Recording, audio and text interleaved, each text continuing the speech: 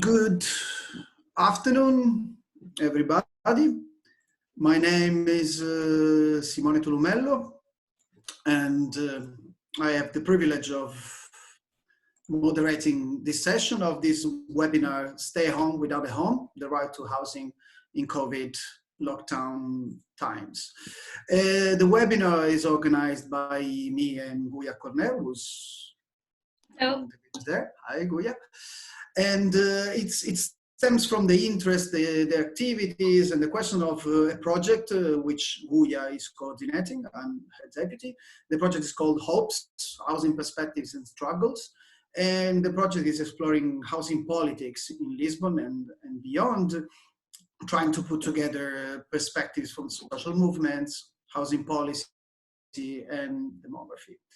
This seminar is also included in a monthly series coordinated by Guia called Social Movements and Political Action, which takes place at CSU, which is the institution, University Institute of Lisbon, the institution of Guia. And importantly, it's organized in collaboration with LC47, the Research Committee 47 of the International Sociological Association, Social Classes and Social Movements. And this is part of a series of webinars promoted by IC47 on how this conjuncture is affecting social movements and political struggles. The first seminar on changing solidarities and collective action was presented experiencing from throughout the world, Italy, Brazil, United States, South Africa, India, and Belgium. And next will be on the 30th of April and will be on digital activism organized by Paulo Gilbaldo. Importantly, the recording of all these seminars, including this one, will be hosted on the YouTube channel of LC47, and you can find it on YouTube. There is already the recording of the first webinar there. So the idea of today's seminar is to explore how housing rights and struggles are changing and providing a panoramic of experiences from 4 continents. We have Lebanon, Italy, Spain, Portugal, Brazil, and the USA. The idea is sharing narratives and experiences guided by the perception that at this moment it may be a bit early to venture in grand theorizations, but this will be more to the freedom of our speakers, who are Guia Cornell, from the Center for Research and Studies in Sociology of Lisbon University Institute, Mona Harb from the Department of Architecture and Design, the American University of Beirut, Alex Magalhães from the Institute of Urban and Regional Planning and Research of the Federal University of Rio de Janeiro, Felipe Santos from the Department of Politics of the University of Manchester, Joanny Semi from the Department of Cultures, Politics and Society of the University of Turin, and Sam Stein from the Graduate Center of the City University of New York. This is also going to be the running order of the presentations. And so we asked every speaker to give a short presentation in the house of 5 minutes so we can have some time for questions. The planned length of the seminar will be 1 hour and 50 minutes, but I think it may be few minutes more if need be. I know that Giovanni may have to leave us before the end for care reasons, and we know that in these times managing labor and care is not easy, so that's so in the first round of questions I will probably give him the word for first, and then since this is an organizational experiment for us, bear with me if there will be some problem. And if you want to ask questions, please write them down in the chat and I will try afterwards to organize them for our speakers. So with no further ado, I will give the room to our first speaker, who is Guia Cornell. Thank you very much.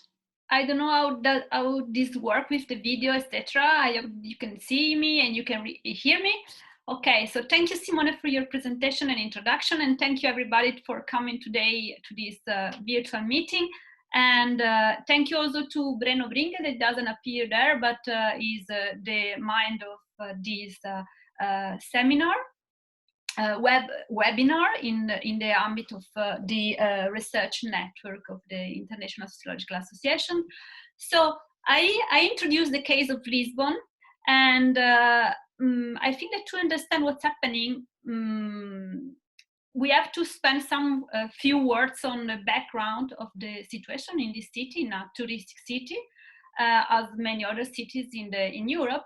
I think that what is important to stress is that the current crisis, the COVID-19 crisis, showed impressively the strong contradictions of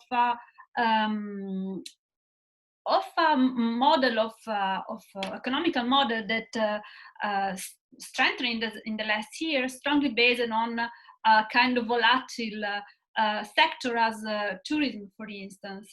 And so this also, in this moment, I think this the current crisis is showing the contradiction of this model of development. And for instance, workers of in touristic sectors are being the first to be fired and to lose their jobs, etc. On the other side, tourism and kind of touristic gentrification strengthened the problem in housing the last year. So all these problems are connected. In this moment, so we have the city empty, where tourists left, and we have many hotels completely empty, but still we have people living in the streets. At the very beginning of the COVID crisis, when the authorities started incentivate people to stay home in order to protect public health, evictions didn't stop. I have to say that in the first days, still there were people evicted from their different situations and without being offered any alternatives. And this was the case for many families that were living in the street until a week ago, when thanks to a housing organization, Abita, they found some shelter in pensions and small hotels, etc. So in this context of strong touristification and gentrification of the city, housing problems have been strengthening a lot in Lisbon in the last years and in all Portugal. And in this context, housing activists also differentiated and strengthened in the last year, especially after the crisis, the economic crisis and fiscal and economic crisis of 2008. That's because let's say tourism, investment in tourism was a way to recovery from the crisis. So also incentivate some problems that were opened by the crisis and were strengthened in the after crisis due to this investment in tourism and gentrification. So in this context, housing actors, housing conflictual actors organized and diversified, and now already before the COVID crisis, there were many new initiatives, and we can say that the housing contentious field is now particularly relevant, and we have different kind of actors and different kind of initiatives and performances that I can divide in mainly three axes. We have a kind of sector of what I can call as content expertise. So many activists that are professionalized, high qualified, and that are pushing and are elaborating reports on housing, etc. And these are having a strong impact in institutions, also in pressing institutions to adopt measures to contain the effect of housing crisis. Already before the COVID crisis, we have other forms of activism, direct support to vulnerable groups and poor tenants and family that are in the condition to be without any home, etc. And families that are squatting empty apartments. And so legal assistance and any kind of support of this situation. We have a sectors of mobilization, let's say more traditional contentious actions as demonstrations and petitions, etc., or this kind of protest events. And of course, these activities that were already ongoing before the COVID crisis had to deal when the current crisis started with new problems. For instance, evictions that continued in a moment of very risky health situation, and people that started losing their capacity to pay the rent, and etc., etc. All this kind of phenomena that we are seeing in many cities around the world. What happened in this situation is that the struggle continued through different axes that are more or less the axes that existed already before. One is the expertise, the contentious expertise, and a letter was sent to one of the main Portuguese newspapers, Público, asking and pushing the government to adopt measures in order to contain the effects of the situation in housing and economical terms. And other actions, for instance, one of the main associations for the right to housing in Portugal, Habita, in partnership with other associations like Stop Despejos, Morar em Lisboa, etc., are continuing to support situations of vulnerability and disadvantaged families, etc. One of the initiatives that were taking place before during many years and that are very important in order to protect these groups are the Saturday assemblies, organized by housing activists that give usually very important support, and also are very important in collectivizing the individual problems. So to make individual problems collective and to socialize the resources and also the capacities and the skills of each participant.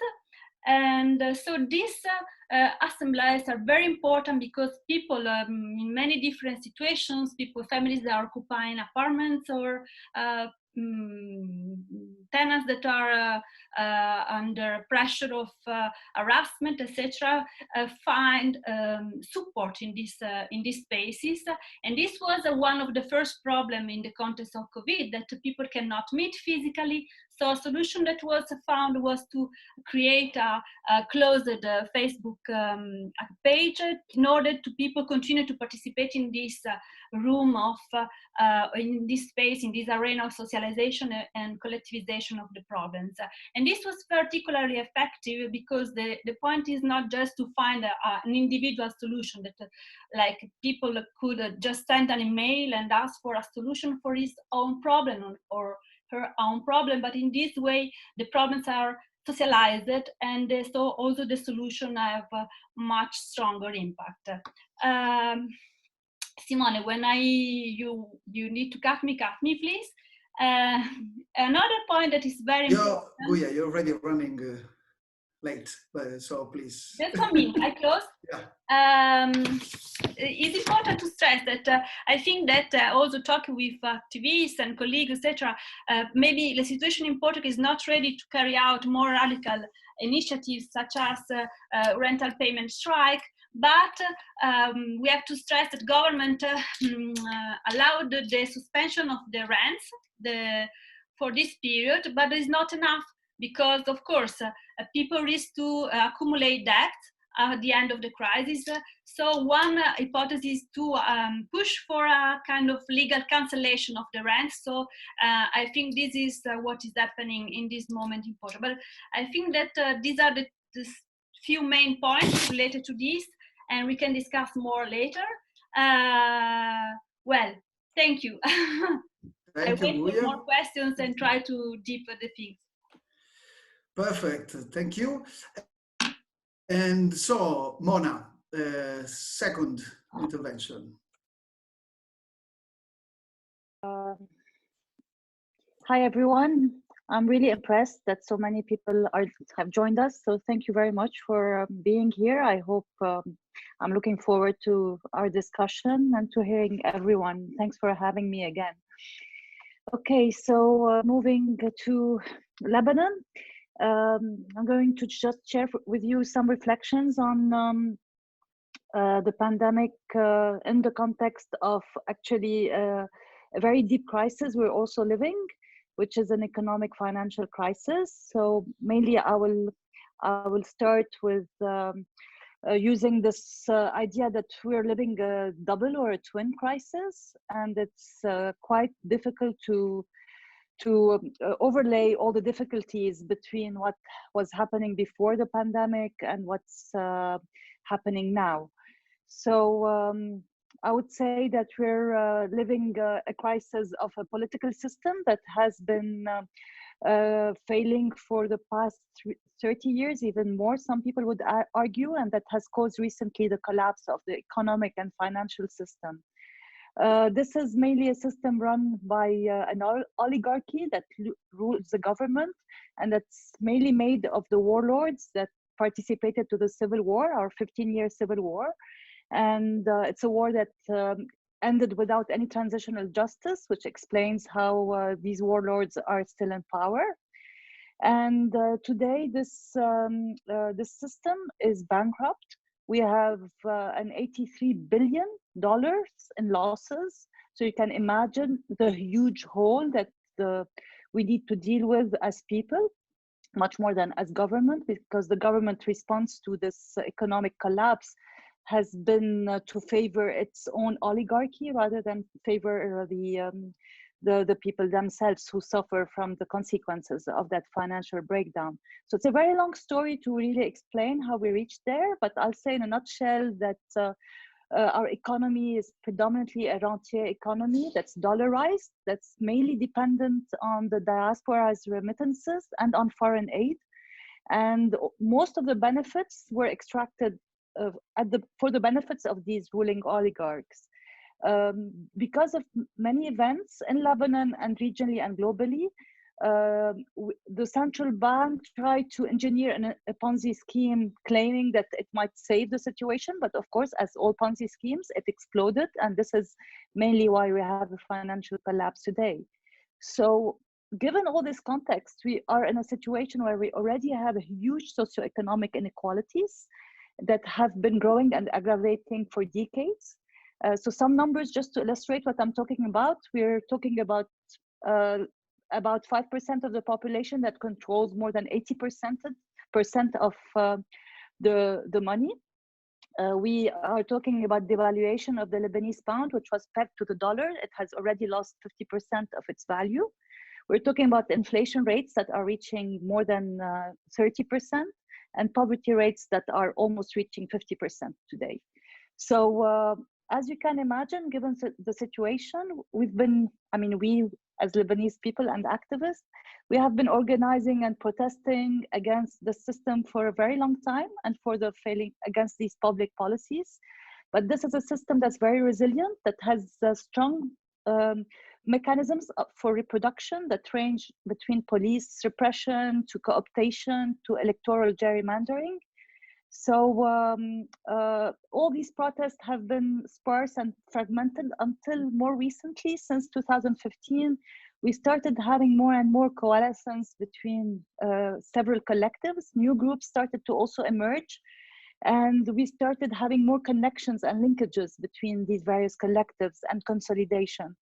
So this erupted strongly in 2015, then in 2018, and in 2019, in October, just a few months ago, we were in the streets, and we went down across many Lebanese cities and towns, and we waged what has been termed a revolution, or a thawra in Arabic, that some people also name uprisings instead of a revolution, but I guess it's another discussion. So our streets, our squares, our roundabouts, our highways were all occupied.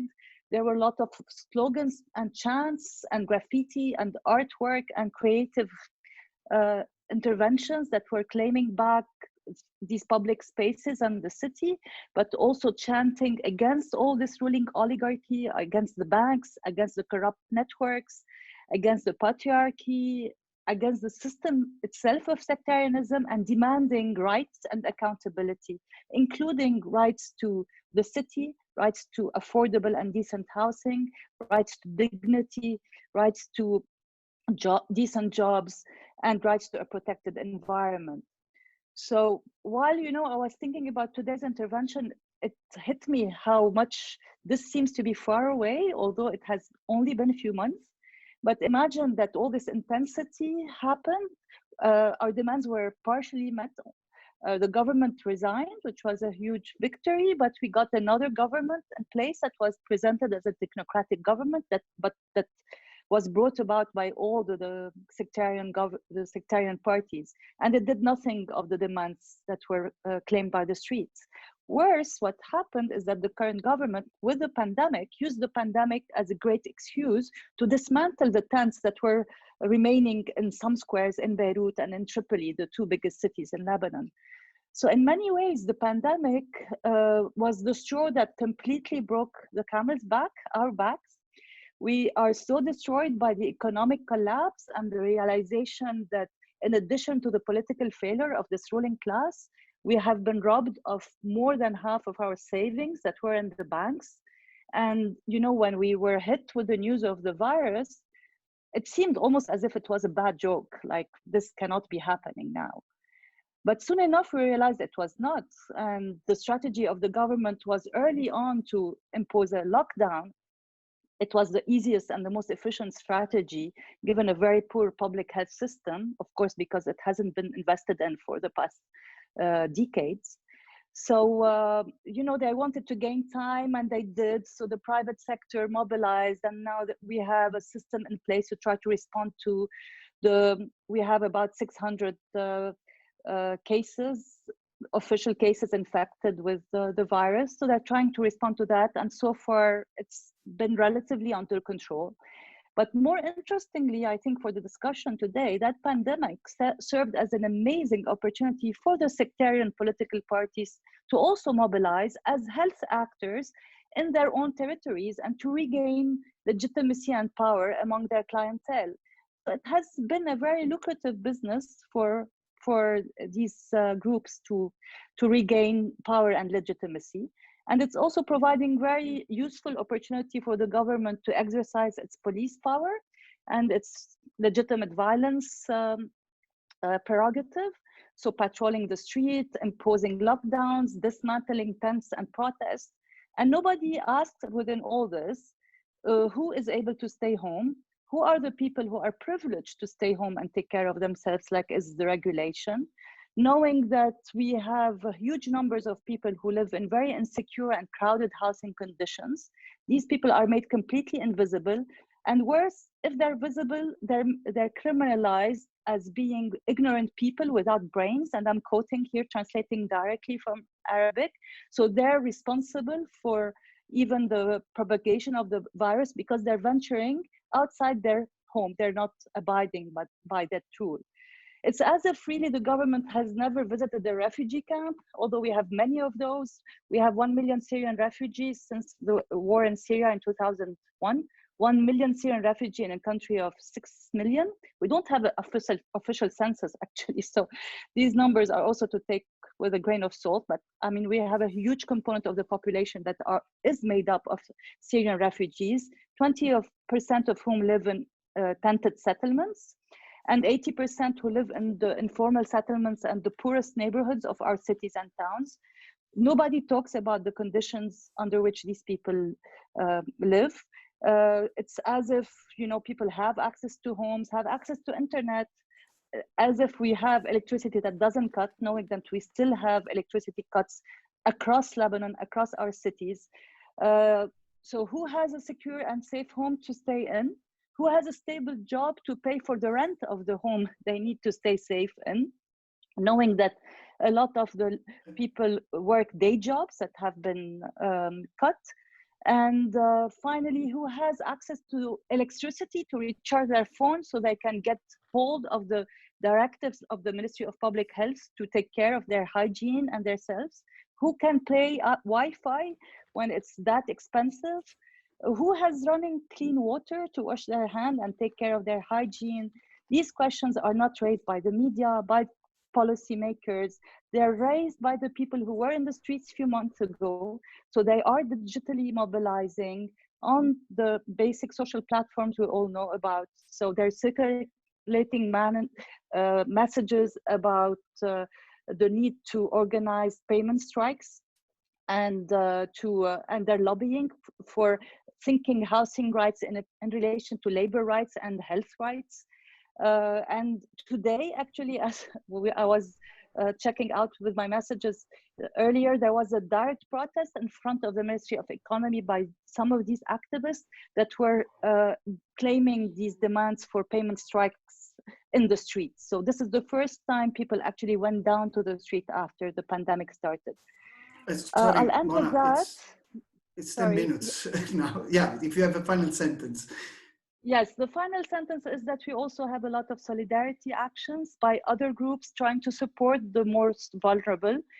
I'll be happy to discuss this if we have time later in the discussion. Apologies for taking too much time, but it's really hard to compress everything in less than 7 minutes. So sorry, thank you. Thank you, Mona. So, well, next is going to be Alex from Rio. Okay, do you hear me? Okay, okay, thank you. So, first of all, thanks a lot to Guia and to Simone for the invitation, which I see as a tremendous opportunity to exchange ideas and meet new colleagues. I would like to apologize for my limited proficiency in English language. I will do my best to be understood and to understand all the people here. And I'm an academic who studies favelas in Brazil and in Portuguese-speaking countries. I talk about that just to make clear my standpoint and just to clear my position in this debate about the topic of webinar today. I opted to organize my talk as once it's a short talk, to talk directly, to answer directly some questions, 6 questions, in fact, that are in the webinar abstract, in order to be as fast as I can and to make clear what I'm saying. So I hope not being boring or too formal, but yes, and make a contribute to these debates. And I thought this question really interesting to start the debate. So the first one that I put was, how can people stay home when they do not have a home?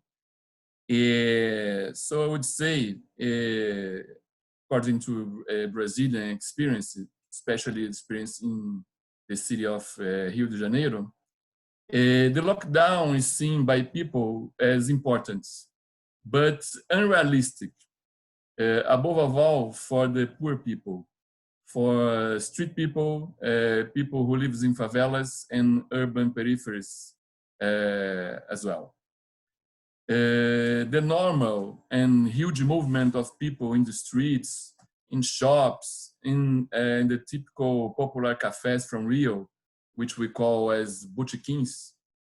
This is in Rio's biggest favelas, like Rocinha, like Maré, like Alemão, and peripheral cities like Duque de Caxias, where there are over than 1 million, almost 1 million people, sorry.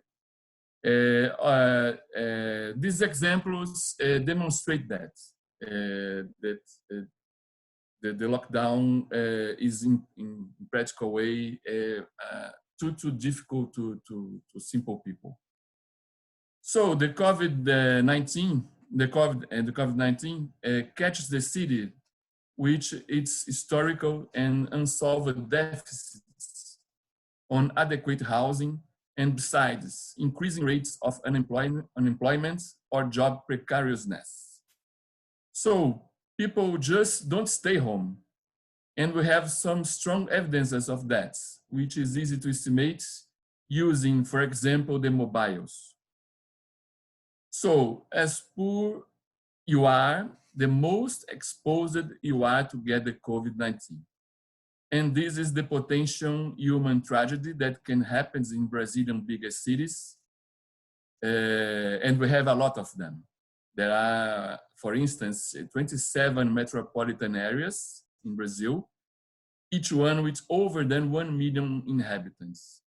So we have a potential case, very dangerous case. The second question is how can people pay their rents and as an effect securing their homes when many have suddenly lost their incomes because they were fired or because they are not earning when they are not working. So this question is about another kind of Brazilian historical and structural deficit, the one related to our weak, uncompleted, and deficient welfare state.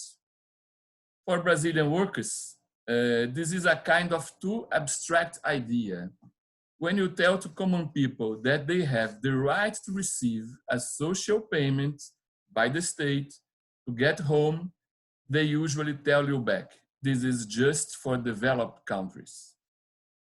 Based on their own life and political experiences, they are not wrong.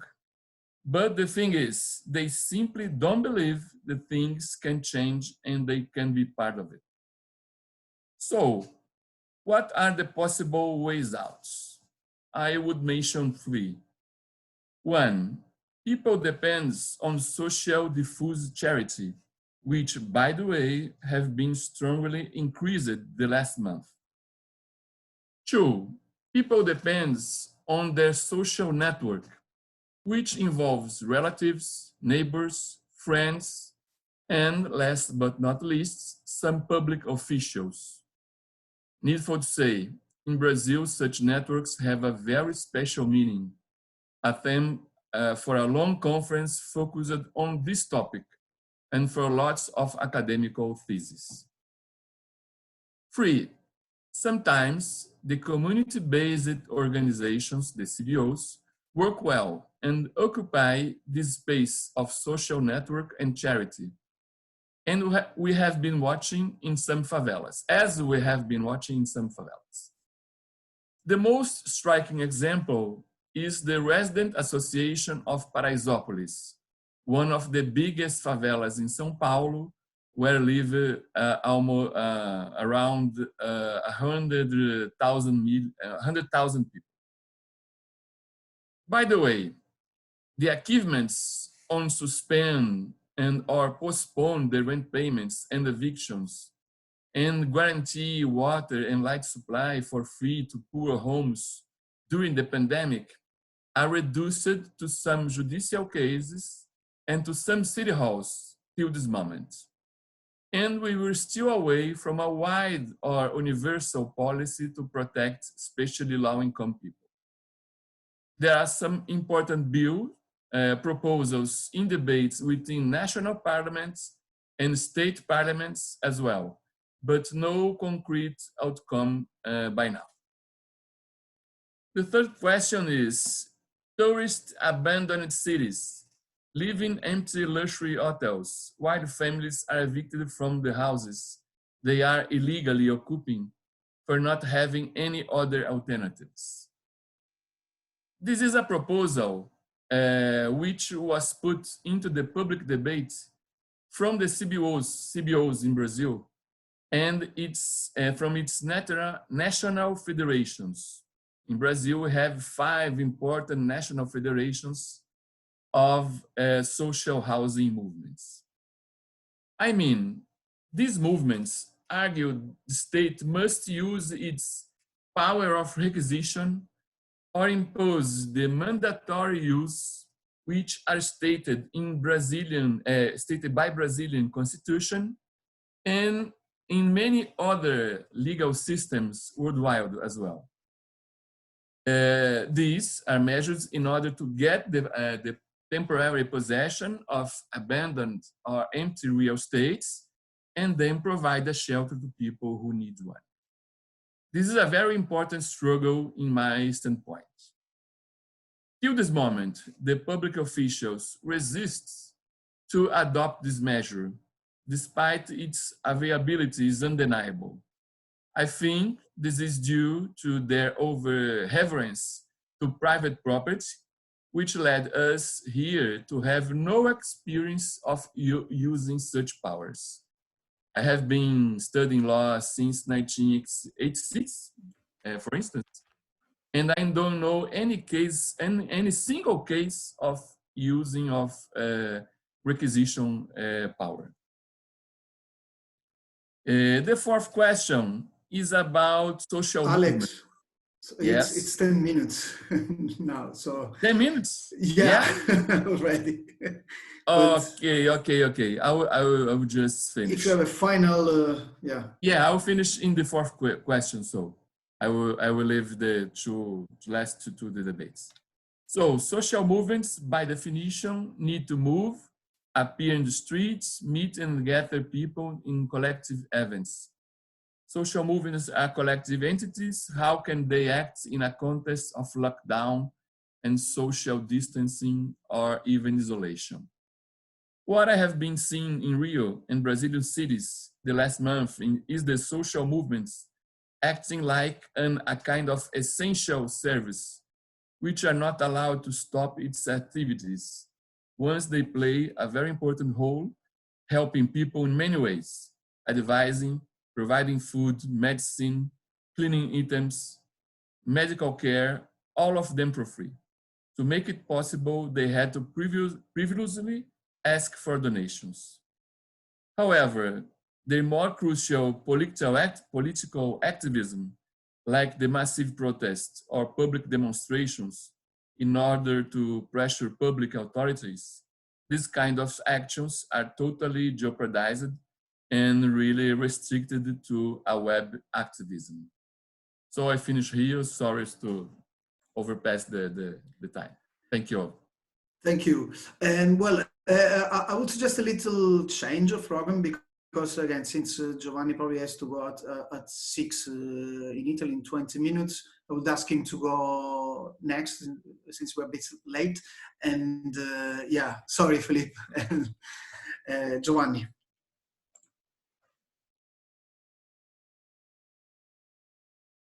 Okay, you hear me? Yes, you do. So, hi everybody from Italy, from Torino, from the epicenter of COVID, at least in Europe. Hi to all. So I'll try to stick as much as possible to the time that was granted. And so to make it really brief, I shall start from what has been enacted to more or less shelter people with the crisis in terms of housing. And then I will try to tell you what's happening, at least from my point of view. Because the state reacted very slowly, either to the crisis and to the housing crisis. First of all, they started now, it's just a few days, they enacted a regulation protecting against evictions. We've been asking that for a long time, but so for now, evictions are freezed in Italy, at least until the end of June. So nobody knows what's going to happen afterwards, but still no evictions now until the end of June. If you are a shopkeeper, not owner, but shopkeeper paying your rent, you might be reimbursed in 60% of your rent. So you have to keep on paying the rent, but still you will get reimbursed afterwards. So you need to have a lot of money though, even though you're not working at all. But then it's finished because other people, meaning tenants in the housing system, they are not protected so far, beside the right to renegotiate on a voluntary basis their rent with the landlord, which was possible even before, of course, but now it's deemed more suitable. But the landlord is not obliged to accept the request by its tenant.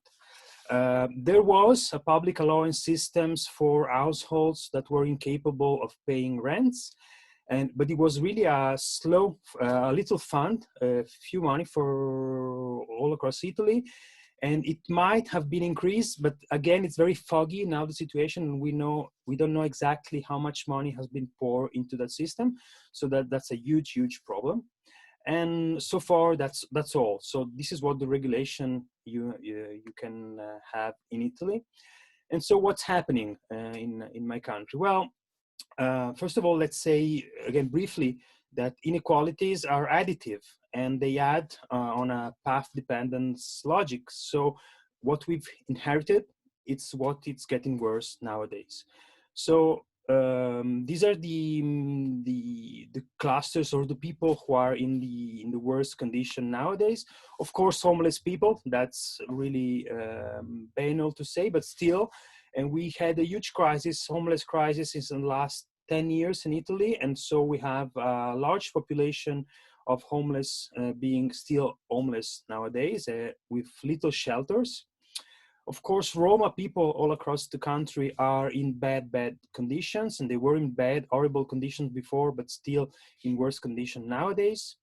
Of course, refugees and asylum seekers, for those of them who are in shelters are becoming nowadays a very critical and dangerous condition to be. Prisoners, you might know this is a world critical condition, one of prisoners, but still in Italy, this has been a problem since now and will be a problem onwards. People in hospital and hospice, of course, and people in overcrowding. I shall say one slight thing for people in overcrowding. Also consider that more or less 30% of Italian families reports overcrowding compared to an European average of 15%. So we were in a bad condition before, we still are in a very bad condition now. If we skip to the housing conditions to social movements trying to address these conditions, again, the inherited form of social movements provide a path for the ongoing situation. So we've had several years of huge political repression of movements and grassroots organization in Italy. We're not special in the world again, but still we did have a huge, enormous problem with that. We had a lot of evictions in squad, general discredit for left-wing militants, and this has weakened severely any opposition in the country. So this was the condition before COVID spread.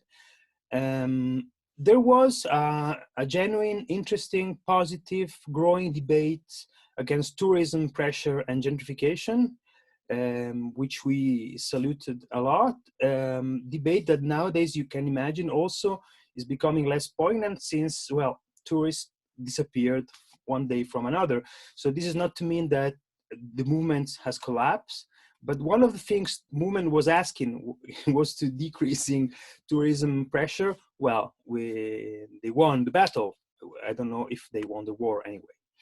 So now what's going on in my country? Well, we have some rent strikes all over Italy, not well organized and not on a higher scale. So it's not a national movement, but it's mostly a local movement, but we witnessed that. We have food rider strikes, which is interesting because it's a sector which has been heavily touched before and after the crisis.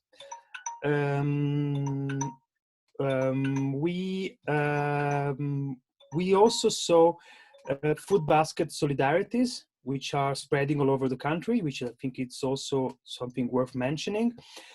And then among the movements, mounting debates on rights and freedom, which is healthy in a way, but on the other way, it's very intellectualist. And I think it's not addressing properly the conditions of people in cities. Where you see reactions, meaning actual reactions, force reaction, It's in the poorer neighborhoods, of course, in jails. You all know we already have a riot in Italy and we have 12 dead prisoners so far. Or we had some riots in camps and shelters. So far, workers and unions, meaning general unions, remain very silent. And again, this is a long-lasting tendency in Italy, except in some clusters, which I've mentioned earlier, but need to be mentioned again, especially in logistics, in which in the last year we saw a mounting activism and unionization very healthy again. And they were hot before the crisis, and they are prepared probably for new challenges nowadays. So I think, to be really quick, this is the condition I see in Italy as for now. Thank you very much. Excellent. Thank Giovanni. So, Felipe. Hi, everyone. So I'm Felipe Santos from the University of Manchester. And I wanted to start by saying thank you to Guya and Simone for organizing this and for inviting me to speak here. Today I will try to reflect a bit about the meaning of housing, like in relation to this crisis, and also how the pandemic has influenced certain issues of the Spanish political scene in a way that it has facilitated certain actions over others, and focusing particularly on the rent strike that started this month of April in Spain, which I believe will become a landmark in Spanish social movements history, because as for now it has more than 15,000 people striking in an organized way. So before that I start speaking about the strike in Spain, I wanted also to reflect a bit the issue of housing and how it's related to the coronavirus crisis, right? Because I think that the COVID-19 pandemic has put again housing at the forefront of society in a way in which like our homes have become the last resort where people have protect themselves against the pandemic. And it has shown that the marketization of housing that is nothing new, but it's something that is going on in Spain even before the 2008 crisis, is actually putting life and the reproduction of life into risk.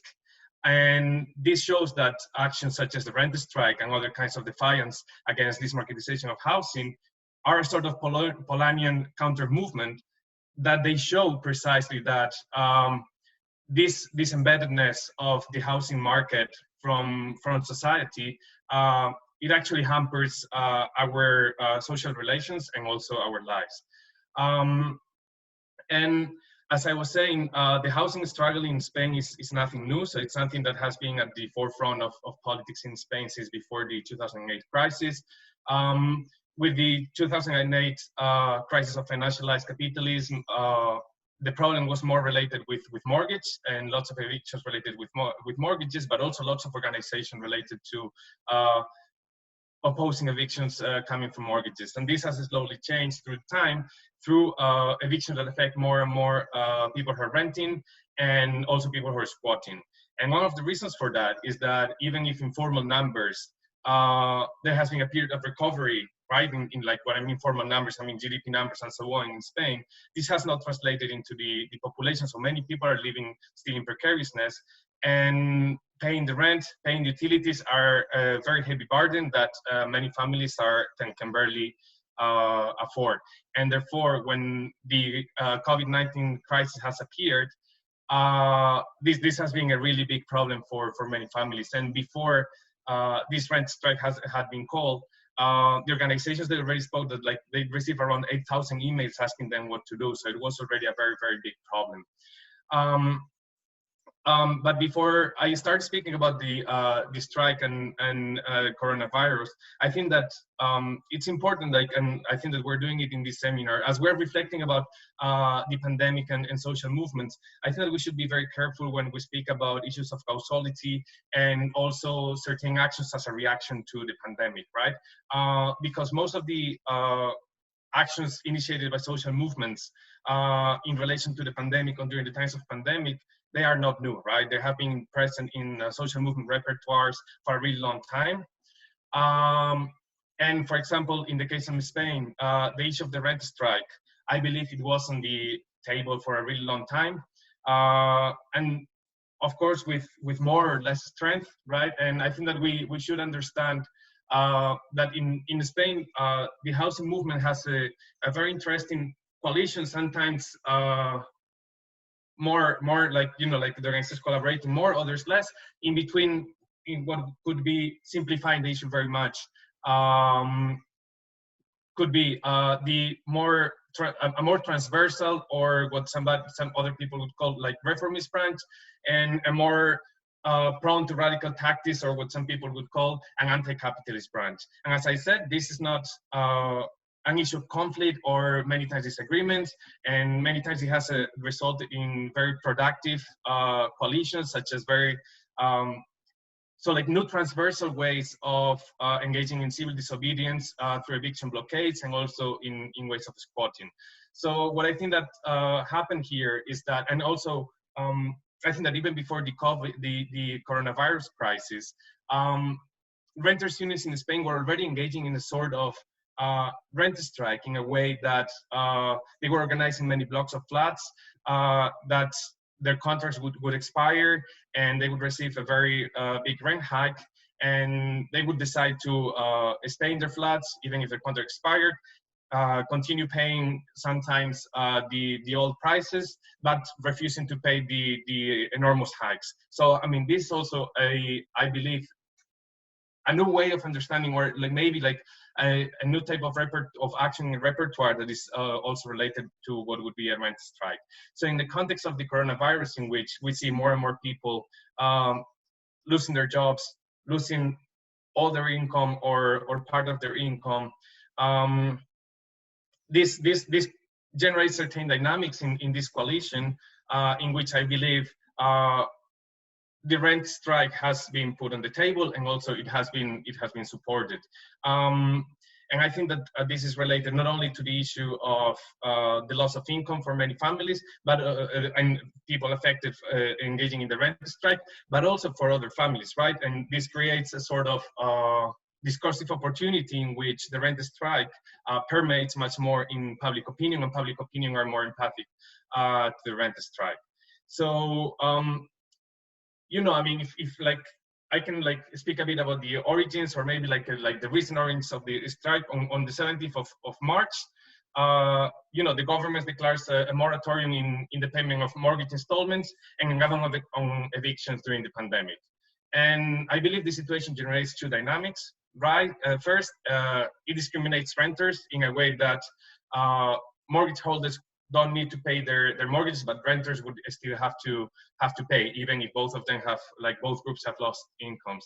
But also second, and I think this is interesting as well, it eliminates the risk of repression against default, right? Because they have temporarily banned evictions, and also civil courts are not working anymore. So even when they want to start eviction procedures, they have to wait, and it's expected that it will take a longer time because there will be many civil procedures going on in the courts. So in this way, also we should take into account, as I was saying, in Spain, every day there are hundreds of evictions, and activists for the right to housing are already used to engaging into eviction blockades and give support to those who continue residing in their home after defaulting on their rent. And moreover, these policies were announced at the same time that the Spanish Renters Union received, as I said, constant emails asking for what to do, because people couldn't afford paying for their rents. So here we have, I think, and like a switch in certain structural conditions that affect also how activists strategize, right? So as I was saying, we have this intensification of already a very prominent grievance, which was like the housing precariousness of many people. We have a situation in which repression is not something that is like that will happen on the short time, and we should understand also that evictions from rents. So once like somebody defaults from their rent in Spain, they can be evicted within 1 month. So it's something that is very quick. So this delay in the legal repression against evictions gives more time for strategizing against them and for organizing. And this is also seen, for example, in the crowdsourcing campaign that this organization have started to face the future legal repression that they will have to face after the pandemic or the state of alarm is over and everything will start. And also, I think that, as I said, the pandemic generated a climate in which public opinion is more empathic to the message of the rent strike, because we have seen that social issues have become much more important. People have realized more and more about the importance of public health. And everyone knows somebody who has lost income because of the pandemic. So something that's the framing of the rent strike resonates easier to public opinion. I think this was obvious as well. And I'm gonna try to conclude with this. In the reaction of these organizations to the initiative of the government when they propose a sort of solution to the issue of rents, right? So like on, I think it was March 30th, the 30th of March, the government made a policy in which they said that people who were renting, especially from big landlords, they could either pay half of the rent or postpone their rent payments and pay the whole rent for 3 years, right? But the issue with this was that this was not a decision of those who were renting, but it was a decision of landlords. And in a situation in which there are more and more investment funds that are like the biggest landlords in Spain, most of them decided to keep their profits and just delay them, right? So this would force many renters to become indebted and therefore continue their precariousness and their struggle after the pandemic. And I think that it was interesting how they reacted, and this shows also how like public opinion is more empathic to the issue of the rent strike, because this movement started speaking to a lot of references to the 2008 crisis, speaking will not pay again saying that they would not pay again for this crisis, that speculators must pay for it, and that people shouldn't get indebted by that. Which I think is also an interesting movement. And I think I will finish now. Yeah, sorry. Which I think it was also very interesting because it resonated to previous framings of the crisis, which were kind of forgotten, and it was using also in I think like a strategic, in a very interesting strategic way to respond to that. As I said, I mean, this strike so far seems to be very successful, with 15,000 people following it, and around 40 strike committees all around the country. So yes, I mean, I'm happy to discuss this further, or also like like the issue of rent strikes in other places of the world during the Q&A. Thank you, Philippe. Last but not least, Sam from New York. Okay, can you hear me? Great. I'm setting a timer. I'm going to try to keep to the time, but feel free to interject. So thank you for inviting me. I'm going to speak from the context of New York City, the United States. I will also admit that I'm pretty distracted and depressed right now, as I think we all are. So just that caveat. So the first thing I was thinking is, what does this crisis and its response show us about the United States housing system? And the first is that there was already a housing crisis. And this was pretty much universally recognized across the political spectrum, but with no agreement about its causes, and therefore no agreement about what to do about it. But now this pre-existing crisis is much clearer. Homelessness was already quite high. and millions of people were already one paycheck away from losing their housing. The second is that the housing movement slogan, "Housing is healthcare," is very true, and the United States doesn't have a good system for either, which then means that those without adequate housing also don't have adequate healthcare, and even those with adequate housing don't have it. But in this situation, when we're told staying at home is the best thing you can do for your health, it really amplifies the fact that neither of those systems are really in place. The third thing is a prevailing individualism where everyone is supposed to act for themselves, and where that individualism is then celebrated as heroic, where staying home alone and caring for those among you is the single most important thing when we have no collective solutions. Fourth thing is the prevailing strength of racial capitalism and its manifestations in this crisis. We are seeing incredibly disproportionate health consequences and death tolls in my city and in the country along racial lines, with immigrants, recent immigrants, and African Americans suffering a much greater toll than white US-born citizens. And the media narrative about that has been horrendous. It's basically blamed race rather than racism or racial capitalism for this problem, implying that the problem is that being Black or being Latino or being Asian is what makes you susceptible to this, as opposed to living in a entirely racist society. The next thing is the strength of property rights over human rights. We have, as everyone has talked about, homelessness amidst vacancy. In New York City, real estate was considered an essential business, an essential service, and so construction workers were going to work to build luxury condominiums for the first few weeks of our lockdown. That situation has been addressed by the workers themselves, and now basically only public sector construction is going forward. But still, real estate has retained an incredible amount of power throughout this crisis. And then the final thing is that housing for millions of people in this country means jails and prisons, which are places that are incredibly susceptible to the worst manifestations of this virus. We've seen some decarceration, again, as a result of social movement pressures, but nothing nearing the scale of the problem. So in terms of what has been done, we had a federal stimulus, which included a bailout for landlords, but not one for renters. There's protections for people already receiving federal housing assistance, but not for those who were, as I said before, one paycheck away from that system. And there was already an incredibly long waiting list just to get into those systems.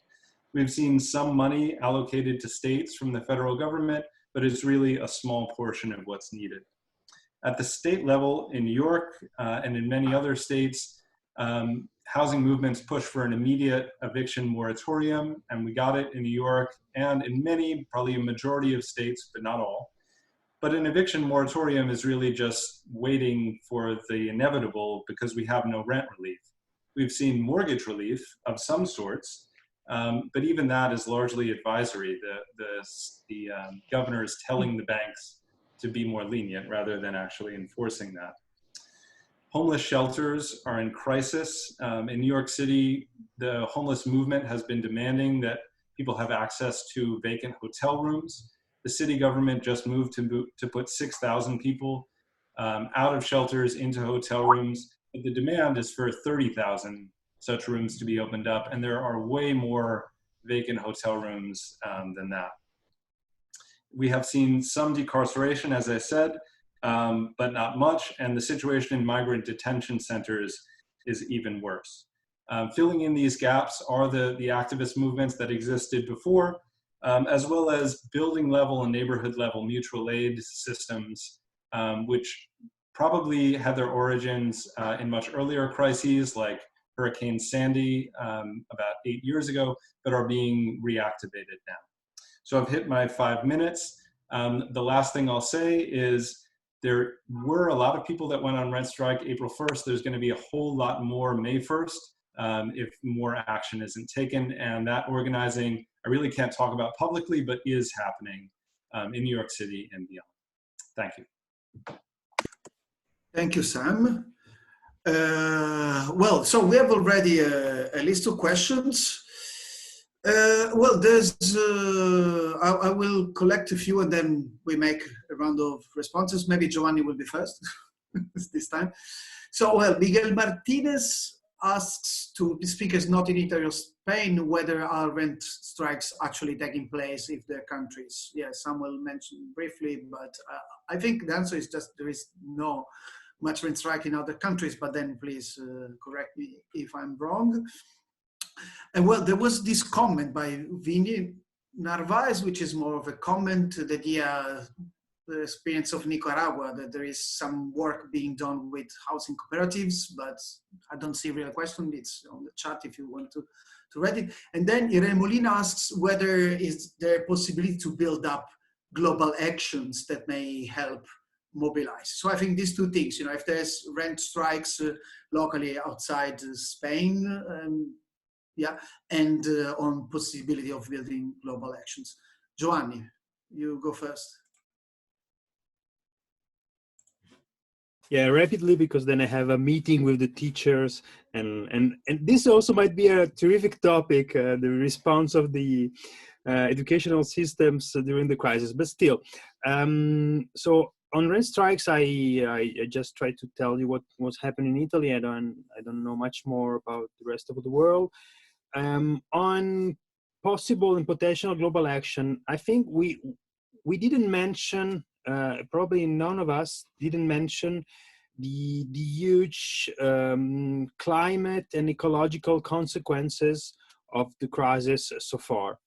And I think that, so before the crisis, the unique global movements that we witness was either Fridays for Future or many other movements rising up for climate change. And I think that, to me, the only way we can reach a global scale of debate and activism is to link social inequalities with ecological inequalities and to make the two just one. So very briefly, but if we are not able to link the social conditions that are rising nowadays and the inequalities that derive from them to the ecological conditions and the problems. And I mean, now it's a moment of epiphany. We are breathing air, which we didn't do for decades. We are witnessing animals, nature, and we are wondering, hey, what's going on? There's the sky, there are animals. So I think it's a moment of epiphany. We don't have to miss that moment. Thank you. And I'm leaving you. Thanks for the conversation. I'm sorry to leave you, but... Thank you, Giovanni. Yes, absolutely. Care is important, as we said. And yeah, I mean, like, if I may say just a sentence, Giovanni's intervention made me think that on many things, it seems from many interventions that what's going on is a deepening and worsening of existing problems. But then there are different things that are not worsening, like climate, but who knows, they may worsen because of the response. So yeah, the interaction among different fields, and not just this one, but also others, you know, many of you linked, rightly so, housing with other fields, that's crucial. So I will move to the next in my video order. So Guya. To the first point, the Miguel question, the rental strike in Portugal is not yet considered, and I think it's also for the contact I had with housing activists here, and is I think there are no the mobilization resources and context for organizing a big rental strike in Portugal. What's happening is that there are some projects, some idea of asking for the cancellation of the rent. So in a kind of through some kind of legal processes. So I think there is quite some different the situation here, also due to the mobilization condition of the country. So I think that the consensus in housing activism is that such a radical action is not cannot really carry out here, but there are other solutions that are can be more effective and in the country due to the local context. And this maybe can be connected to the transnational dimension, which for sure is very important in this moment. I think that for sure in many contexts, because we are isolated in a certain way, but also we are really connected. And this webinar is the kind of it shows this, the kind of level of transnational connection that we are developing. And I think this is also true in terms of social movements, but at the same time, the local situation in terms of mobilization conditions and local politics, and not only national, but even really local in terms of local government and local politics in terms of the cities is still very strong. So the transnational dimension is important, but after the territories are really different.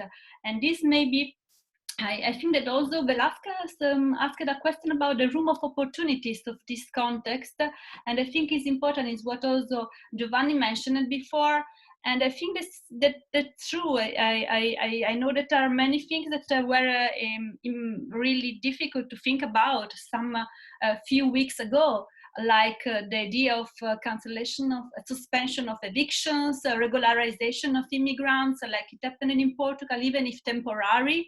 So, but I think that there is a room of action that we have to take advantage of. So I think this is a moment, as Giovanni stressed, that we have to take advantage. So that's my answer. Thank you, Guia. So Felipe, please. Okay, yes. So thanks for the questions. In with regards to Miguel's question about rent strikes going on in other places, I know that here in the UK, there are several rent strikes, not generally localized. I'm not aware of coordination, national coordination, and it's mostly they're mostly initiated by student unions and student-related renters unions, which is something interesting. I think that they're specific there. Also in London, there are some of them as well, but as I said, there's not so much coordination. I guess it has to do also with the fact that housing movements, housing organizations here in the UK are more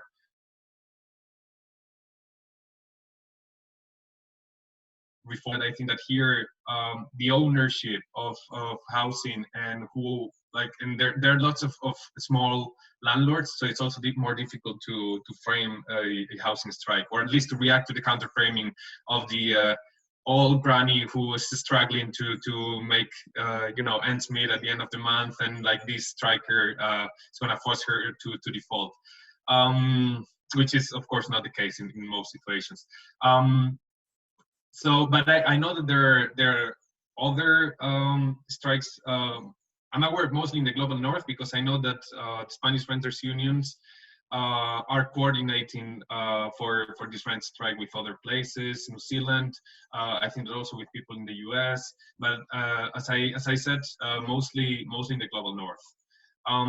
And with regards to opportunities, I honestly think that, this pandemic has.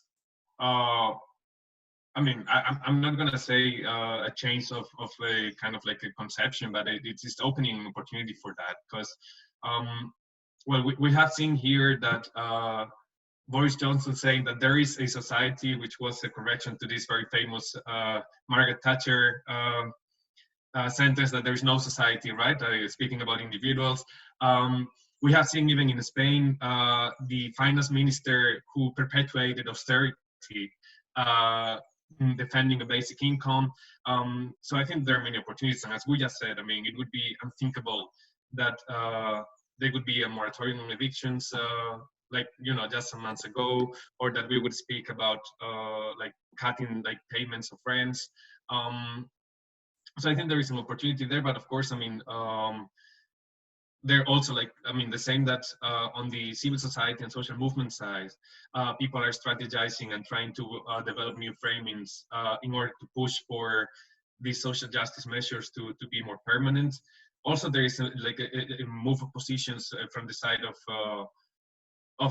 incumbents, right? And we have seen BlackRock becoming an advisor to the IMF in with regards to the after pandemic situation, and also the Santander CEO has become an advisor to the IMF in relation to that. So I mean, there is an open struggle there. I think that as any crisis, right, it opens a lot of opportunities, but I think it's not given that this is going to happen. Thanks. Alex.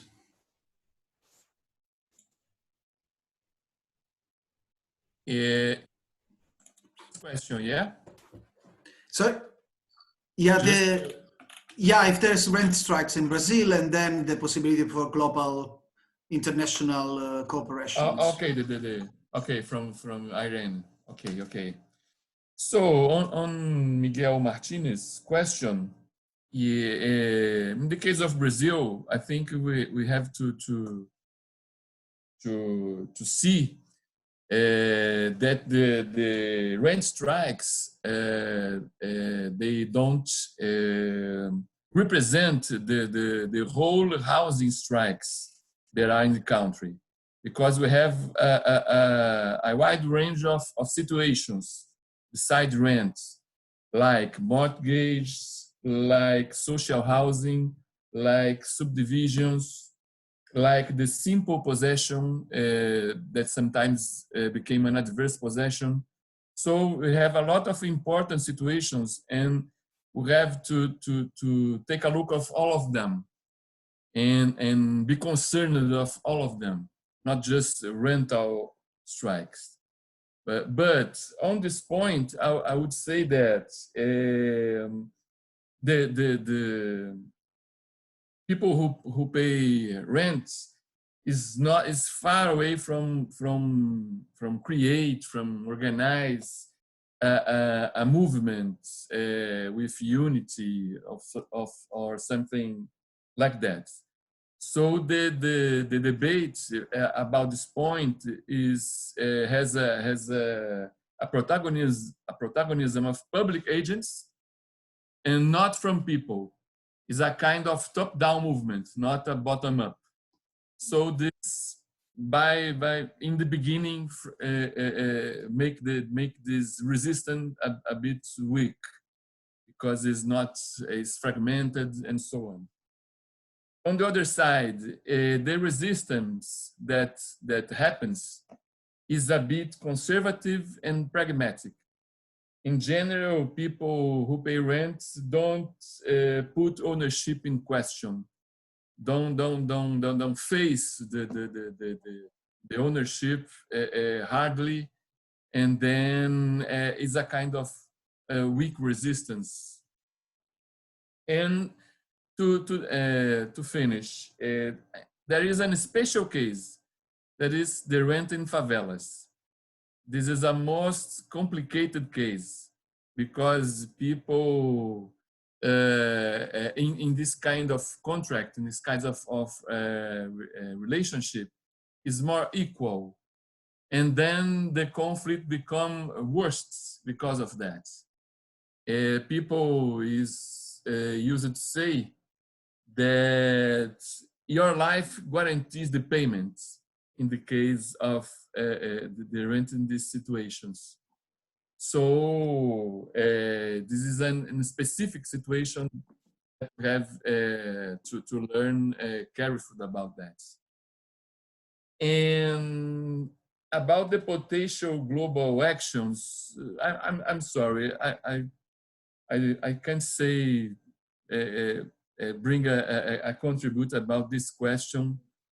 Yeah, not so much to say about that. I see lots of movements building nets worldwide, but this is a question would be better answered by the leaders from the housing movements. Sorry. Thanks, Alex. No, being humble is important sometimes. And Samuel, let me. Yeah. Okay. So yeah, as I said, there were a number of rent strikes across the US starting April 1st. And I was gonna mention a map that someone has already posted in the chat, which was created by the Anti-Eviction Mapping Project.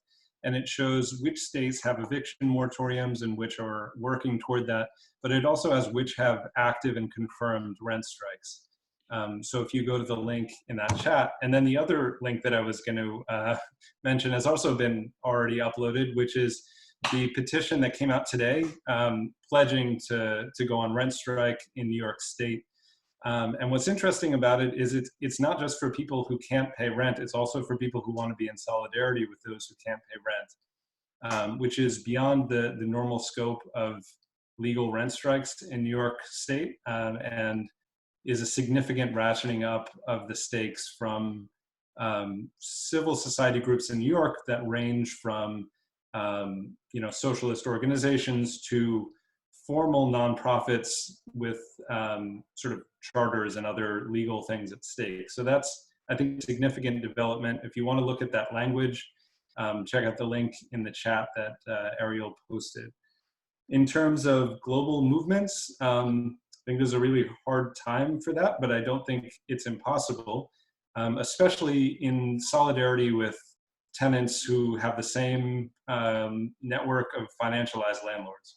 So somebody mentioned BlackRock earlier. There are a number of these mostly private equity or hedge firm based landlords who have networks of property spread around the world. And so that does create opportunities for tenants. It's a hard time to coordinate these things, but we'd probably have to do them online anyway. So in that sense, we're all more comfortable with that than ever before. Thanks, Sam. So, Mona?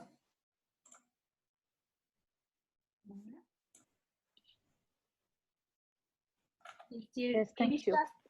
I check if she's still there. Yeah, Mona is there. She has the audio. Yeah, I'm here. They're still here, although it's getting late in Beirut, so I cannot stay much longer, but I think we need to wrap up. I'll be very quick because rent strikes are not happening in Beirut, but there are, I would say, shy calls for them. I would say the housing mobilization, the housing activist movement is still quite fragmented and not very active among activists. I mean, not very active, but not as dynamic as other sectors.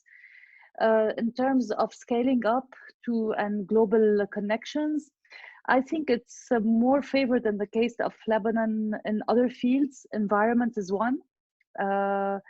Urban movements, urban rights is another, rather than housing.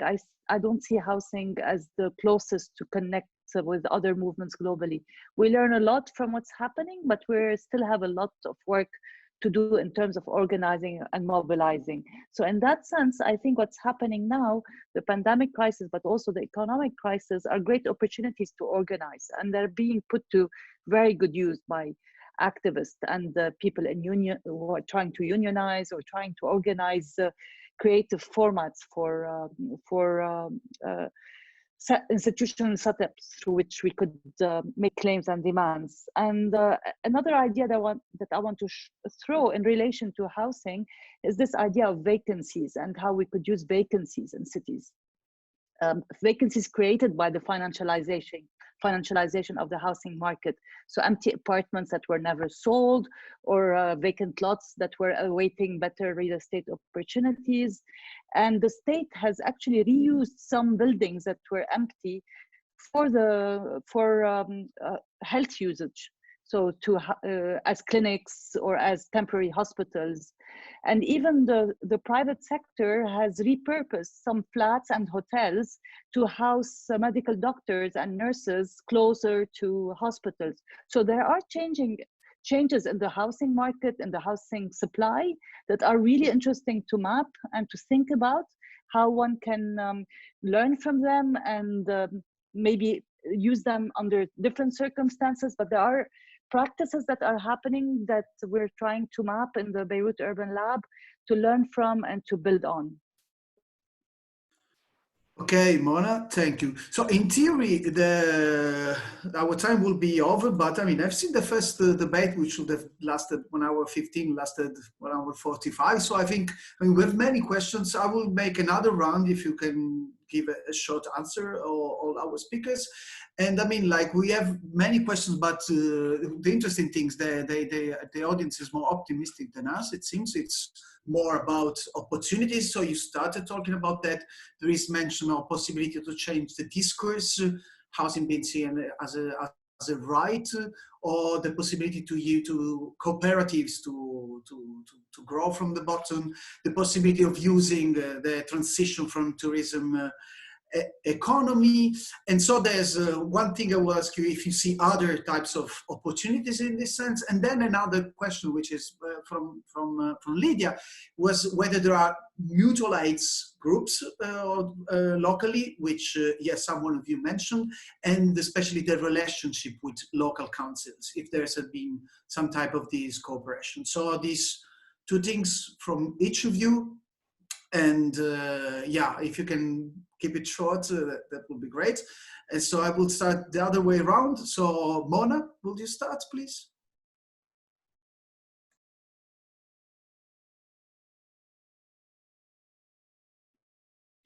Yes. Well, I mainly wanted to take it to this issue of opportunities. So I don't have much to add on what I said, but I think another idea that I think is quite interesting is this opportunity to talk about housing in linkage to other dimensions of urban dynamics and socio-economic dynamics. So we talked to link and connect housing to labor, to mobility, to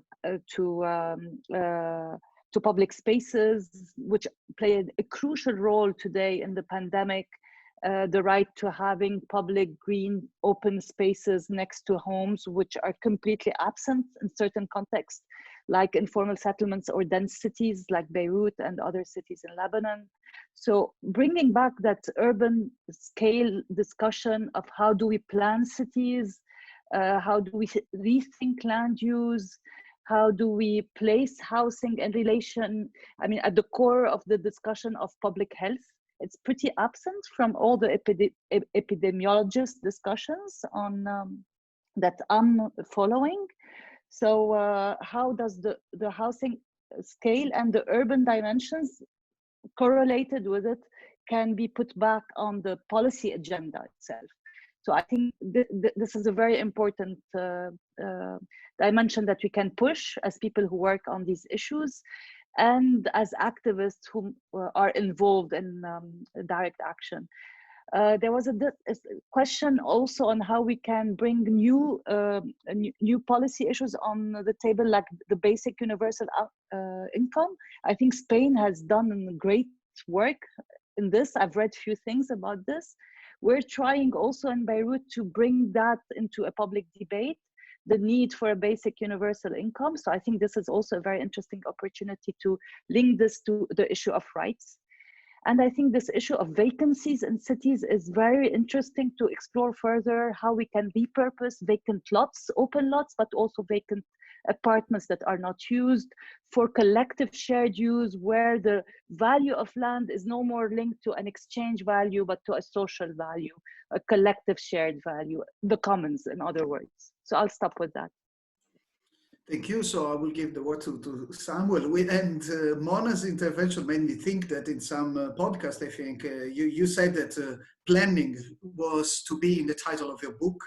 But then, because it's not a fancy word anymore, the adverse, so I think they say, no, but gentrification rather, which is an interesting, yes, being somehow a planner, I do believe we need more planning. So, yeah. Another kind of planning, I would say. Yeah. Yes.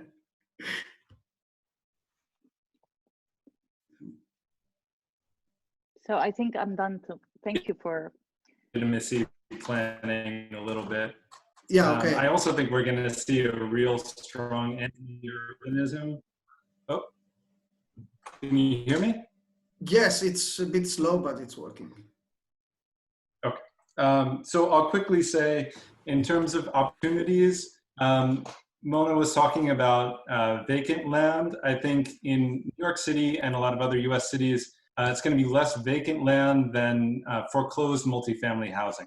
We're going to see owners looking to sell probably before they stop paying their property taxes, which means that it's going to be up to the bank to intervene rather than the state in the current orientation of things, which then means we need new state action to get in between those two.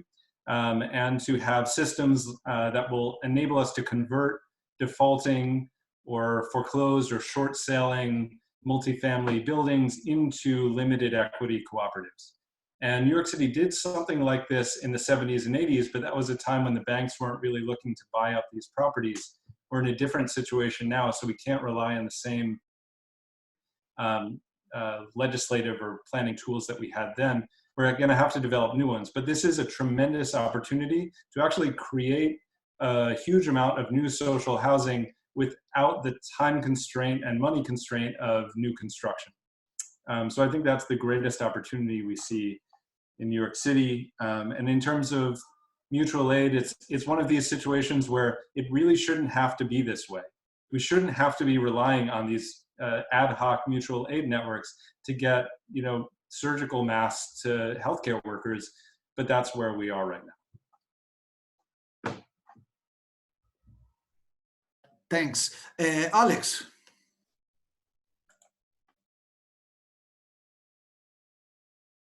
Okay. We are talking about the last questions. Yes, opportunities and cooperation, local aid with government. Okay. Yeah. We have a lot of questions on this same topic, and I will agree to everyone in the perception of the context, despite the troubles and problems, and that it brings us. As well brings some opportunities and spaces that must be used and occupied by the forces which fight for a more democratic system of rent and of property, of housing. So I would say, for example, Winnie asks about chances to promote housing cooperative focused on collective properties. Yes, there's lots of systems which receives the idea of collective property. It's an idea, an institution to be more explored. It's a possibility which movements can take. And as well, Valeska asked about once lockdown is over, is it a time to push the permanence of those benefits which are being created right now?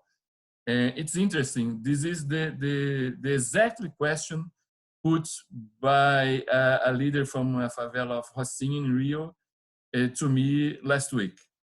This was the same idea. Why not a permanent benefit, not a temporary one? So this is a political question put over the authorities, and then is a good flag to be put by the social movements. So yes, we can say we have a sure of these possibilities will be realized. All of them need actors to make it real. So maybe in all of cases the answer is similar. Yeah, we need these actions, these actors, these agents to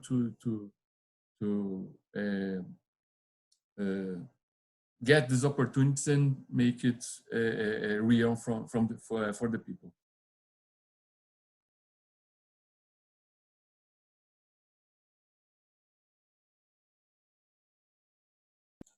Okay. Oh, sorry, Felipe, and then Guya, and we wrap up.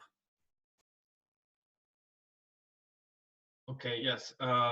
Thanks again for the questions. On the issue on whether this pandemic opens the possibility of or an opportunity of a change of discourse to housing as a right. I think it very much does, but I also think that we should be mindful that this is going to be a constant struggle. I mean, sometimes, you know, like certain discourses will be more hegemonic and others, other counter discourses will be more prominent, right? I mean, we saw it in Spain during the previous crisis in which prior to 2008, the neoliberal discourse regarding housing, personal responsibilization of debt, and so on, was very prominent.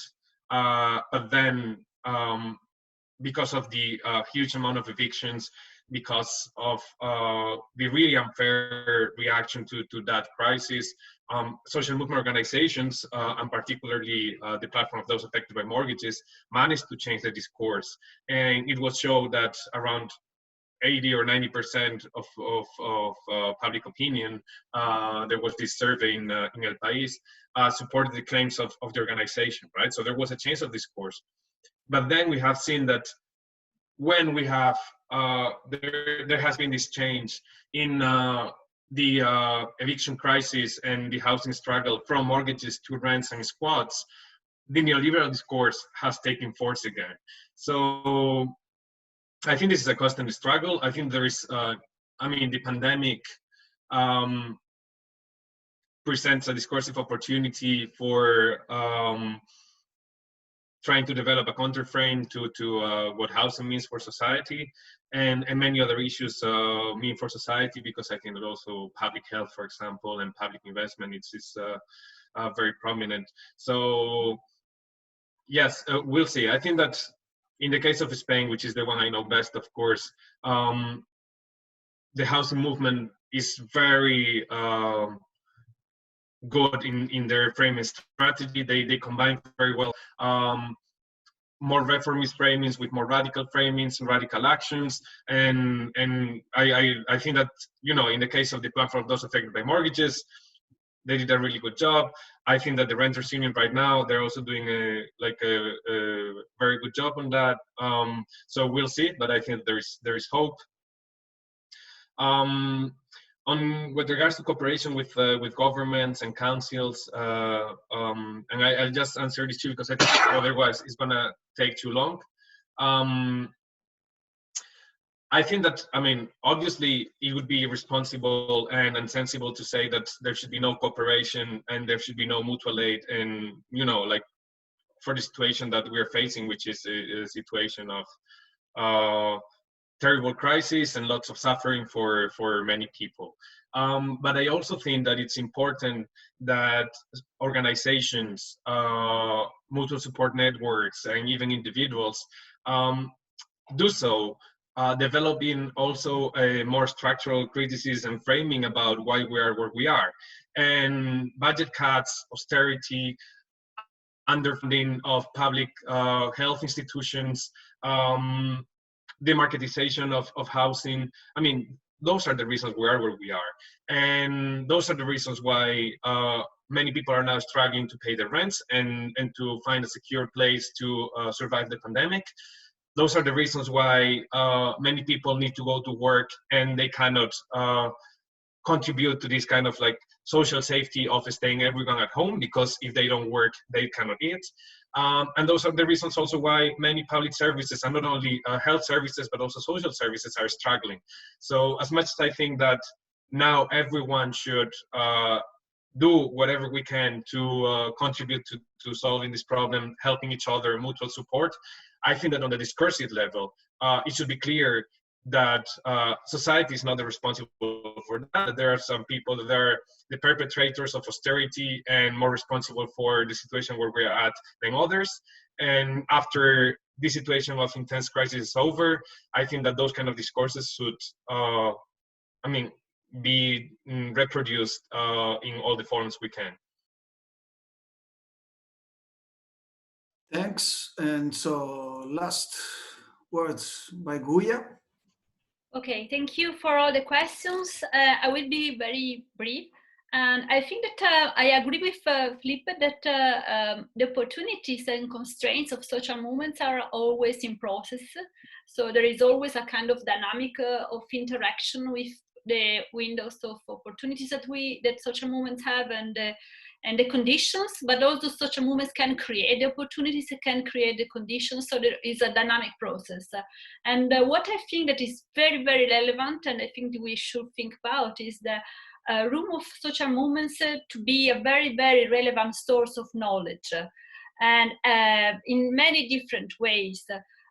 For instance, many kind of innovative social experiences are created, and from one day to the other, like also Alex mentioned in the case of Brazil, like the direct involvement of social movements in a kind of social solidarity dynamics, and we have seen this happen in many situations. And I think that these social direct actions, experiences are extremely rich and innovative, and should be taken into account as a kind of source of knowledge, also for public policies and public decisions and by policymakers, etc. And I think this is very important. And also kind of activist expertise, I think, is also another relevant point. I think in this crisis is also opening a window of opportunity for the voice, for the expert voice of social movements. And I think this is a very crucial point. And the only movement that I can remember that had this kind of component was the global justice movement. And we see that many of the experiences and scientific elaborations, but also kind of daily experiences in social terms of the global justice movement were rejected and strongly repressed at the time, but 20 years later they were accepted by the public community and public opinion. We can imagine, for instance, the case of the Tobin tax. Yeah, that was completely repressed at the time, and after in 2011 was a kind of mainstream of the became part of the mainstream ideas of managing with the crisis. So I think that this room is very important, especially in moments of crisis.